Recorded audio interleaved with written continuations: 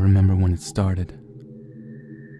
The woman next door was strangled to death in her bed, with no sign of forced entry. Although her window was open, she lived on the 5th floor without a fire escape. The killer was never found, and the apartment remained vacant. Sometime after she died, I started having night terrors. I would awaken suddenly, gasping for air. One night, I opened my window and stuck my head out to take some deep breaths. That's when I first noticed him. A man was standing in the window of an apartment across the street. It was the only one with the lights on, and his body was just a silhouette. I couldn't really make it out at first, but it seemed to be outstretching his arms toward the window. The next night, I awoke again in a panic. This time, it really felt like someone was choking me, but there was no sign of anyone there. I assumed the incident with the woman next door was just making me paranoid. For the first time in my life, I was a little scared to be alone. As I opened the window for some fresh air, I noticed him again.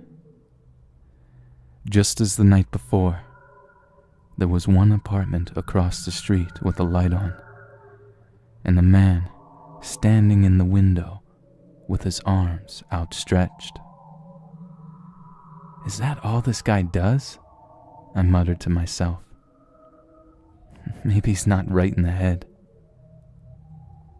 I had an eerie feeling that he was looking right at me, but it was hard to see. I closed the window, pulled the shades, and went back to bed. I was getting curious about the man in the apartment across the street, so I bought some binoculars. During the day, I watched his window to see if there was anything strange going on. There was no activity, not even any furniture that was visible from the window. Had he moved out since last night?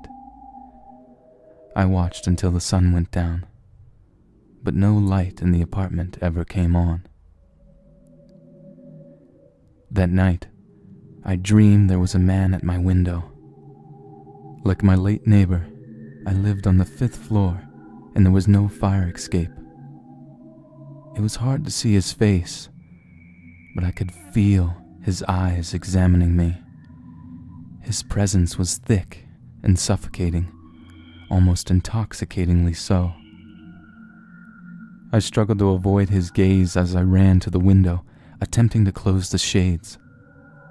Before I could scream, he reached right through the glass and put his hands around my neck.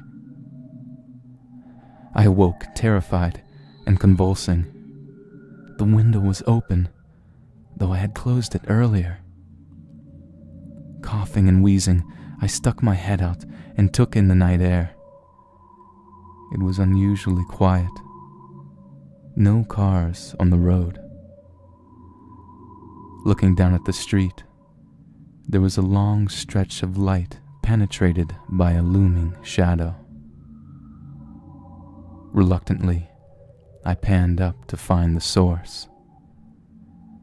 Again, there was one apartment across the street with a light on, and a man standing in the window with his arms outstretched.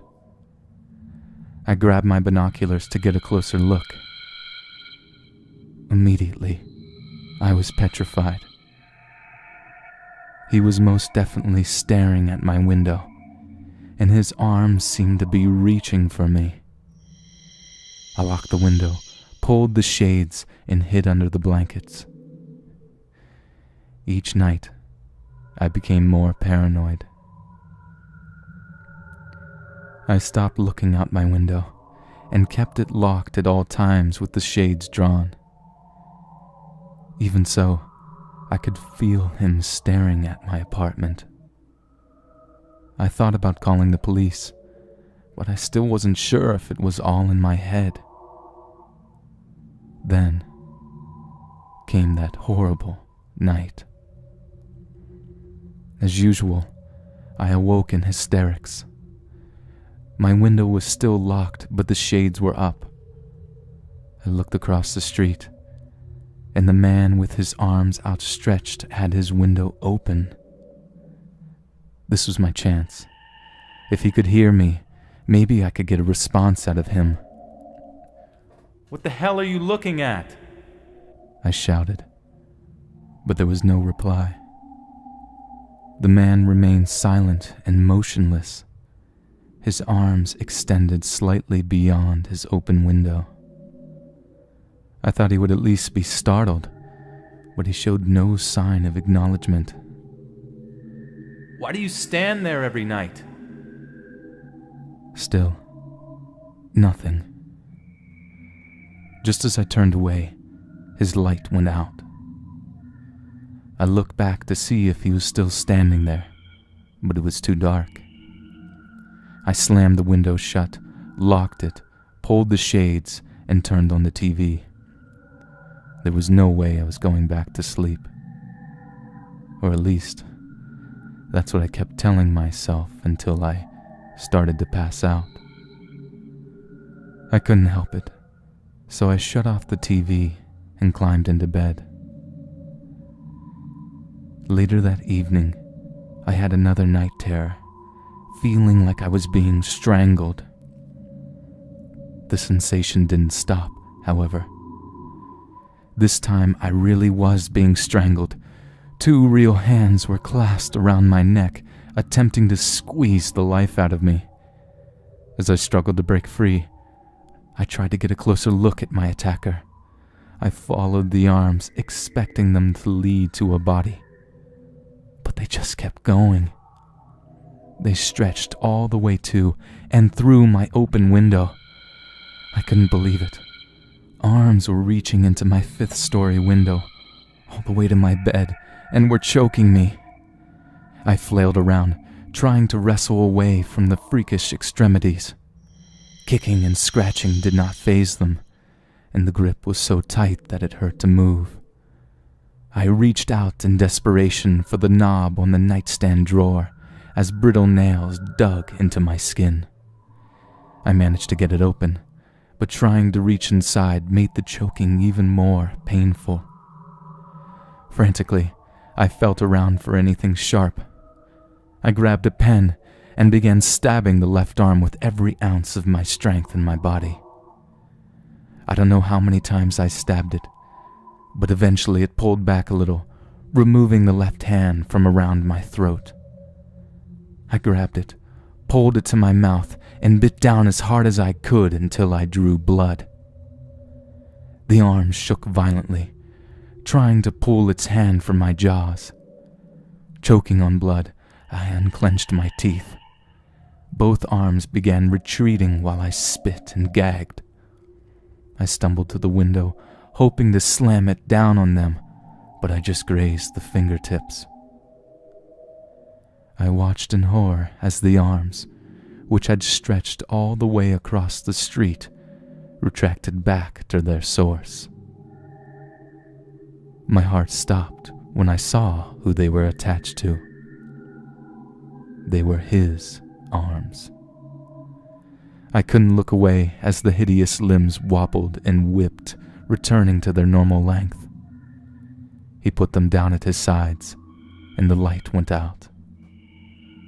This time, I didn't just lock the window, I moved the bookcase in front of it.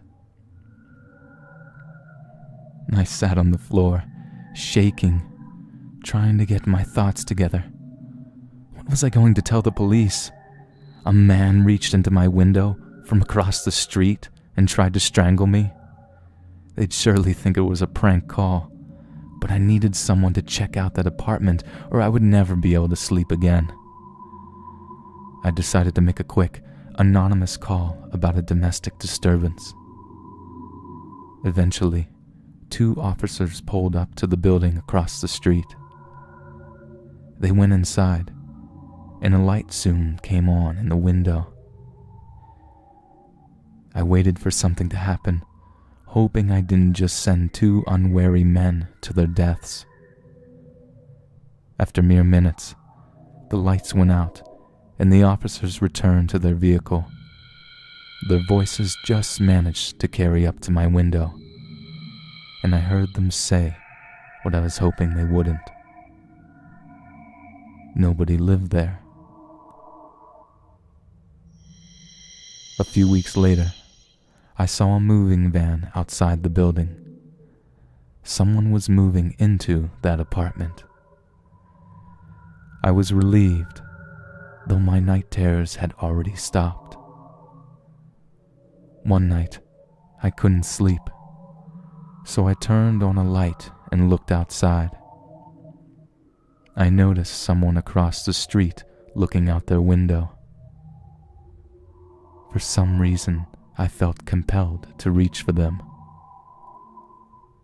I'm still trying.